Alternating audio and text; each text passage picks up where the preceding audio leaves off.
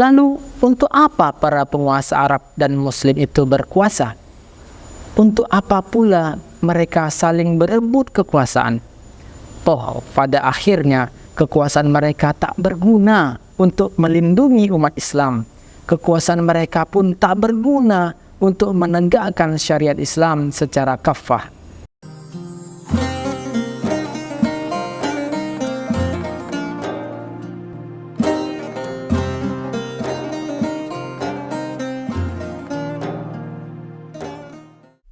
Bismillahirrahmanirrahim. Assalamualaikum warahmatullahi wabarakatuh. Alhamdulillahilladzi khalaqal mauta wal hayata liyabluwakum ayyukum ahsanu amala. Asyhadu an la ilaha illallah wahdahu la syarikalah wa asyhadu anna Muhammadan abduhu wa rasuluh la nabiyya ba'dah. Allahumma shalli ala sayyidina Muhammad wa ala sayyidina Muhammad. Alhamdulillah, ketemu lagi sahabat peci yang dirahmati Allah dengan bedah buletin dakwah. Pada kesempatan kali ini kita akan membedah buletin dakwah kafah edisi 318. Bismillahirrahmanirrahim. Palestina butuh penguasa yang melindungi, bukan yang hanya pintar basa-basi. Sudah hampir lebih dari 1 bulan masuk bulan kedua, kaum muslim Palestina dibantai secara keji oleh Zionis Yahudi. Sudah sekitar lebih dari 10.000 korban jiwa yang syahid. Ribuan diantaranya adalah bayi dan anak-anak. Puluhan ribu lainnya terluka parah. Semuanya akibat puluhan ribu ton bom yang dijatuhkan oleh Zionis Yahudi, khususnya di Gaza. Selain korban jiwa, ratusan gedung runtuh dan rata dengan tanah.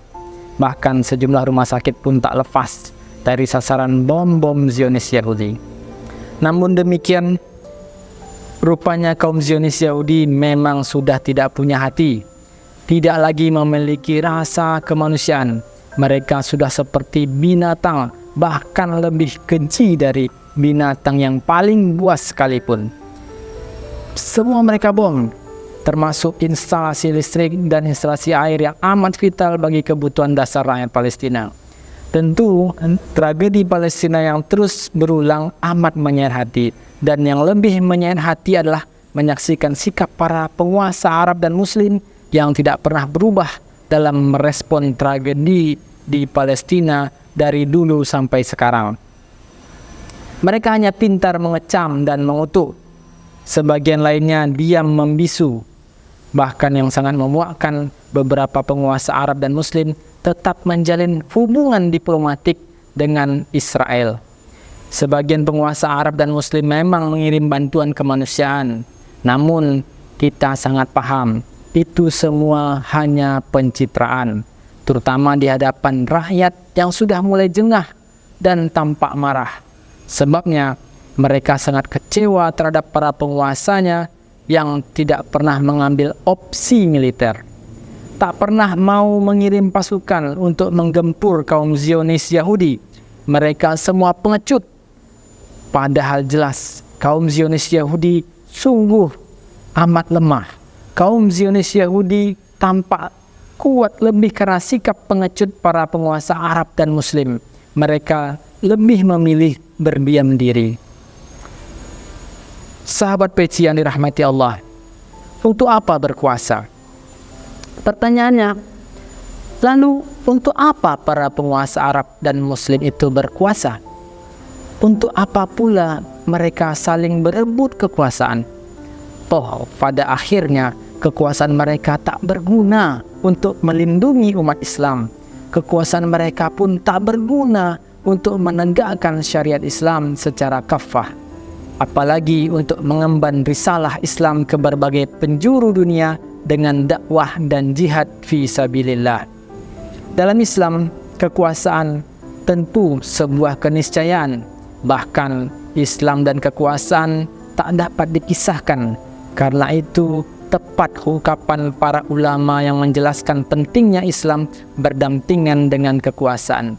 Ad-dinu wa sultan tau amani wa qilal dinu as-sun was sultanu haris fama la assalahu famahdum wa ma la harisun lahu fadha'i. Agama dan kekuasaan itu ibarat dua saudara kembar. Dikatakan pula agama adalah pondasi, sementara kekuasaan adalah penjaganya. Apa saja yang tidak memiliki pondasi pasti akan hancur, dan apa saja yang tidak memiliki penjaga akan lenyap.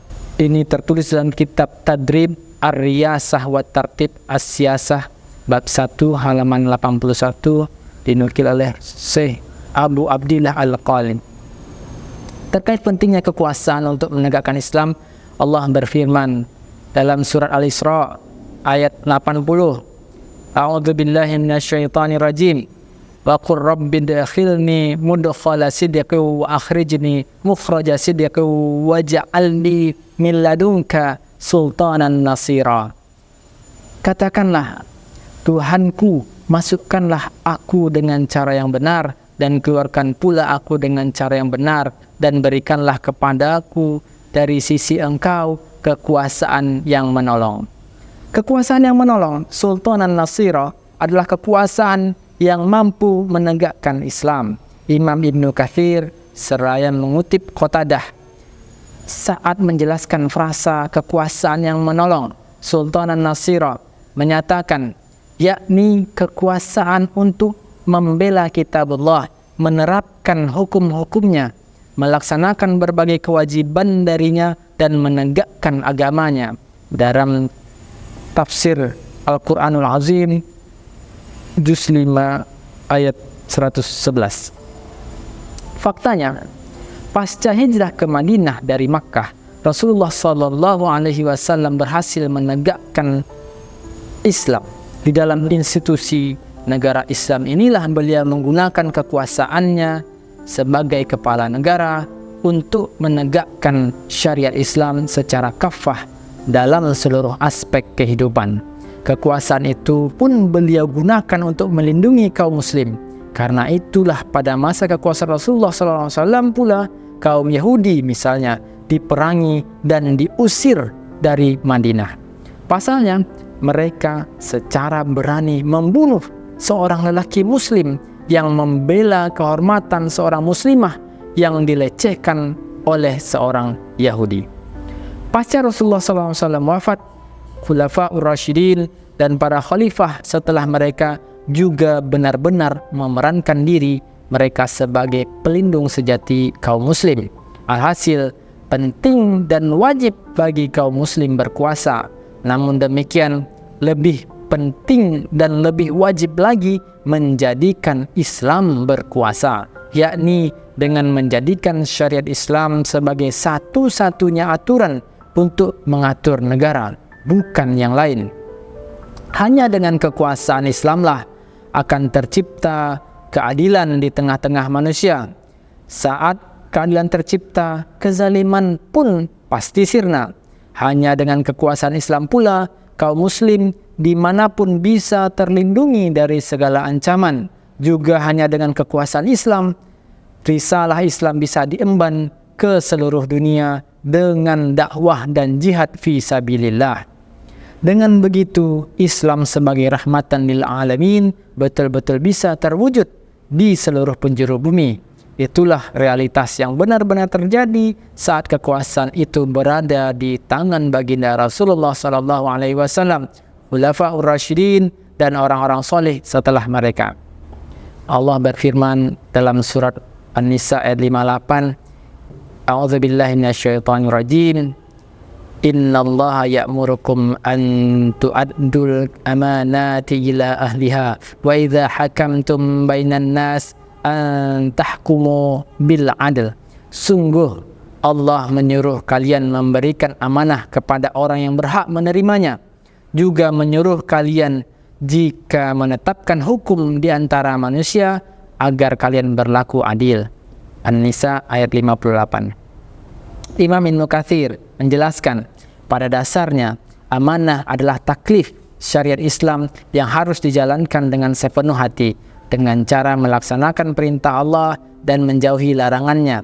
Jika ia melaksanakan taklif tersebut, maka ia akan mendapatkan pahala di sisi Allah. Sebaliknya, Jika ia melanggar taklif tersebut, maka ia akan memperoleh siksa. Terkait amanah kekuasaan, Imam At-Tabari dalam tafsir At-Tabari menukil perkataan Ali bin Abi Thalib radhiyallahu an, kewajiban penguasa adalah berhukum dengan hukum yang telah Allah turunkan dan menunaikan amanah. Terkait amanah kekuasaan, Rasulullah SAW juga bersabda, tidaklah seorang penguasa yang diserahi urusan kaum muslim kemudian ia mati sedangkan ia menelantarkan urusan tersebut, kecuali Allah mengharamkan surga untuk dirinya. Hadis riwayat Al-Bukhari dan Muslim. Mengenai hadis di atas, Imam Fudail bin Iyad rahimahullah, sebagaimana dikutip oleh Imam An-Nawawi rahimahullah dalam syarah Sahih Muslim, menuturkan penelantaran itu bisa berbentuk tidak menjelaskan urusan-urusan agama kepada umat, tidak menjaga syariat Allah dari unsur-unsur yang bisa merusak kesuciannya, mengubah-ubah makna ayat-ayat Allah, dan mengabaikan hudud hukum-hukum Allah.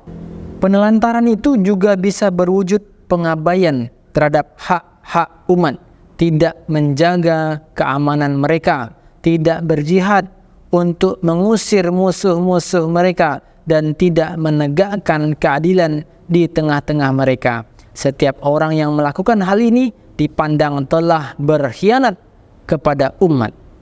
Jelas sekali, penguasa khianat, termasuk yang berdiam diri dan enggan membela kaum muslim yang tertindas dimanapun, khususnya di Palestina saat ini, sesungguhnya telah diancam oleh Rasulullah SAW melalui hadis di atas. Penjajahan, pendudukan dan pembantaian umat Islam Palestina oleh Zionis Yahudi seharusnya mengingatkan kembali para penguasa Arab dan Muslim pada 3 hadis Nabi SAW berikut. Pertama, hadis Nabi SAW tentang perlindungan darah dan harta kaum muslim. Beliau bersabda pada hari Arafah, inna dima'akum wa amwalakum haramun alaikum ka hurmati yaumikum hadha fi syahrikum hadha fi biladikum hadha. Sungguh darah dan harta kalian itu haram, suci, seperti sucinya hari kalian ini di negeri kalian ini dan pada bulan kalian ini. Hadis riwayat Muslim. Artinya, tidak boleh sedikit pun darah kaum muslim tertumpah tanpa hak. Konsekuensinya, tidak boleh pula bagi siapapun, apalagi para penguasa muslim, membiarkan ada darah seorang muslim pun di mana saja di dunia ini ditumpahkan tanpa ada pembelaan. Kedua, hadis Nabi SAW tentang persatuan dan kesatuan kaum muslim sedunia berdasarkan akidah Islam, bukan atas dasar kebangsaan nasionalisme, termasuk sekat-sekat negara bangsa, nation state. Ya ayyuhan nas, ala inna rabbakum wahid wa inna aba'ukum wahid, ala la fadla li'arabi ala ajami wala li'ajami ala arabi wala ahmar ala aswad wala aswada ala ahmar illa bittaqwa. Wahai manusia, ingatlah Tuhan kalian satu, Bapa kalian juga satu. Ingatlah, tidak ada keutamaan bagi orang Arab atas non-Arab, juga tidak bagi orang non-Arab atas orang Arab, dan tidak ada keutamaan bagi orang berkulit merah atas kulit hitam, juga bagi orang berkulit hitam atas kulit merah, kecuali karena ketakwaannya. Hadis riwayat Ahmad. Ketiga, hadis Nabi SAW tentang kewajiban adanya imam, khalifah sebagai perisai pelindung umat. Rasulullah SAW bersabda, innamal imamu junnah yuqatalu min waraihi wa yuttaqa bihi. Sesungguhnya imam khalifah itu laksana perisai. Orang-orang akan berperang di belakangnya dan berlindung kepada dirinya. Hadis riwayat Bukhari dan Muslim. Dan terakhir, ini bermakna kaum muslim sedunia wajib menegakkan kembali khilafah. Dengan itu, kaum muslim sedunia bisa memiliki kembali seorang khalifah yang akan benar-benar menjadi perisai, pelindung bagi mereka yang hakiki, bukan yang sekedar pintar basa-basi. Wallahu a'lam bissawab. Wassalamualaikum warahmatullahi wabarakatuh.